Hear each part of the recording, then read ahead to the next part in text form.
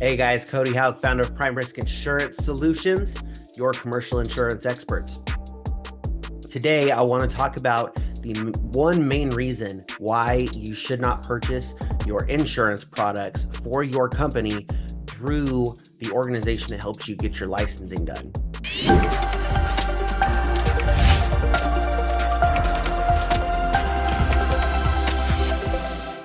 Okay.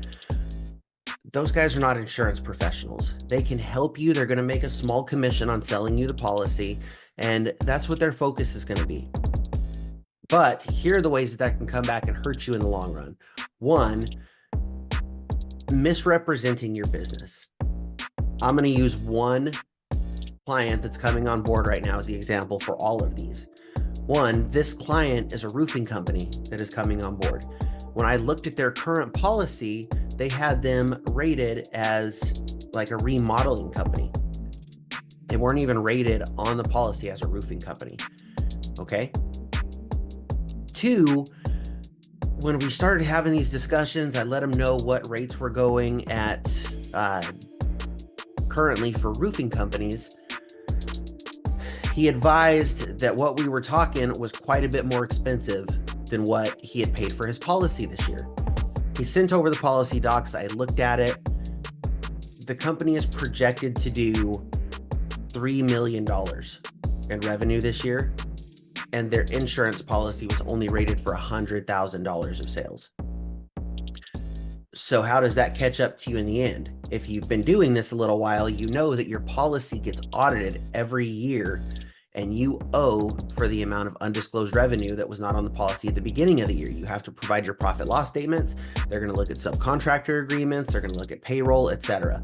And whatever your policy was rated on, if those numbers don't match, there's going to be a premium adjustment. Typically, in your guys' class, those policies only go one way. They only go up. They rarely go down unless you're with a handful of carriers that allow for two-way audits. But in his case, once this calendar year finished up on his policy, that audit was going to happen, and he was going to have to pay for an extra $2.9 million of revenue that was not disclosed at the beginning of the year. It was going to be about a $30,000 bill. And when those audits happen and you get that invoice, that's due 30 days later. There's no spreading that out over the year. You either pay it or they cancel your policy for non-payment of audit.